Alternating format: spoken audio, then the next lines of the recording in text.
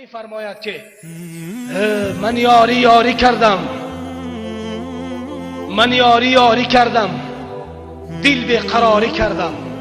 یاران این زمانه مثل گل انارن، از دور جلوه دارن، نزدیک بوی ندارن. یعنی فایده ای ندارد. یاری اصلی اون است، به اون باید یاری کرد. به اون یاری که کردی دیرا بدان که تو هیچ غمی نمیخوری، هیچ غمی نمیخوری. برای یاری کردن ملا بودن شرط نیست، عالم بودن شرط نیست، ایشان بودن شرط نیست، مولوی بودن شرط نیست، عادی مسلمان بودن شرط است. اون مسلمانی که همیشه رابطه دلت با الله باشد، رابطه دلت با الله باشد. در زمان حضرت مولانا الیاس رحمت الله علیه یک مرد مسلمانی بود، مرد عادی بود، مسلمان بود، شیخ بود، مستفید بود. همانند این شخص چیکار کرد؟ الله داشت.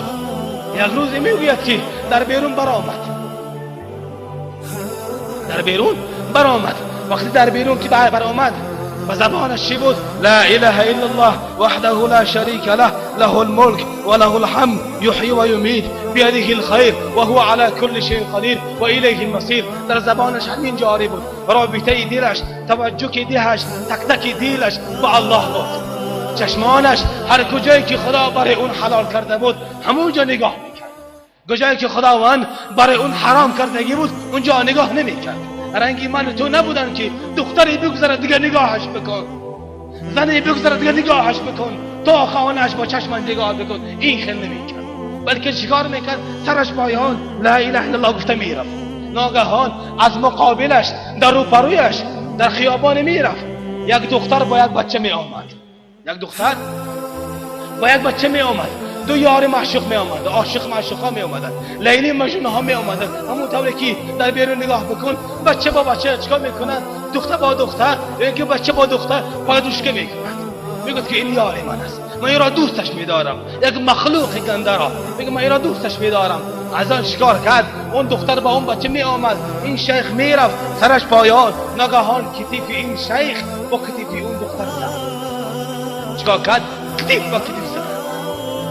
یاری اون دختر که بود فقط دیگه خودش نشان داد. عادتاً بچه ها مردمان همین خیل است، مردم ها همین خیل است که خودشان را باید در پیش زنش، در پیش یاری دختری فاسقه باید نشان بدهد که من مردم دیگه، من مردم دیگه. اون بچه چیکار کرد؟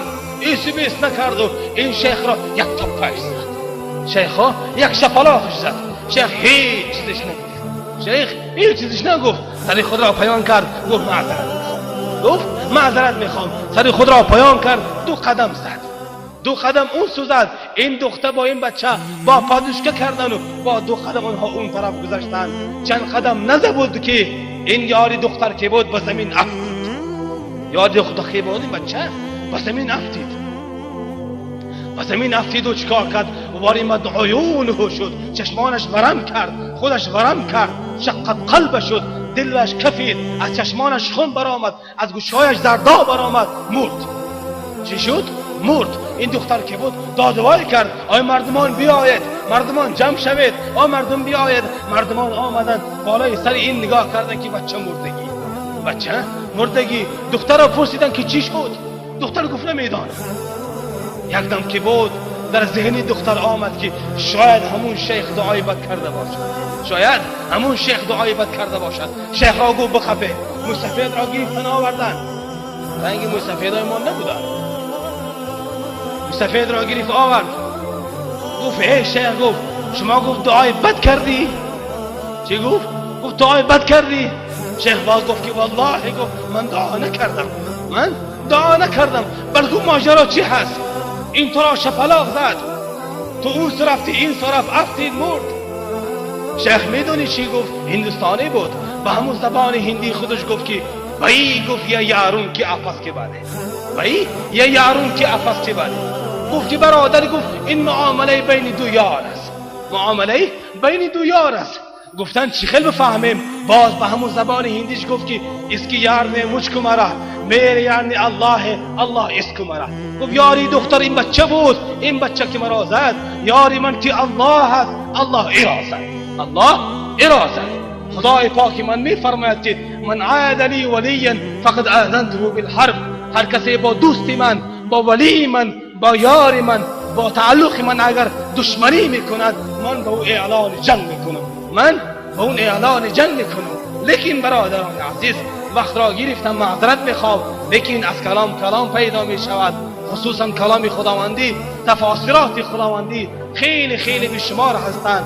لیکن در آخر همین را میخوام بگویم که از این مسجد که هست، شما رامیتی ها، آجگزاباتی ها، چیز گجاگی که نباشی، از این چارچوبه مسجد بیرون که شدی با این عزم و اراده که من سنت رسول الله را زنده میکنم، من حبیب الله را دوست میدارم، سنت او را زنده میکنم، در زنمان همسریمان حجاب باشد، در دخترانمان حجاب باشد، در مادرانمان حجاب باشد، در خودمان سنت رسول الله باشد، در خانه سنت رسول الله باشد، در جاگگی سنت رسول الله باشد. این را زنده میکنید ان شاء الله، با هم ان شاء الله زنده میکنیم. اگر بخواهی که حاضر، اگر میخواهی، آیا میخواهی که خداوند حاضر از اون آسمان برای تو 10 مراتب صلوات بگوید؟ میخواهی که نمیخواهد؟ همه میخواهد. پیامبر خدا صلی الله علیه و سلم فرمودند که من صلی علی مرة صلی الله علیه 10 مرات. هر کسی که با من 1 مرتبه صلوات بگوید، چی بگوید؟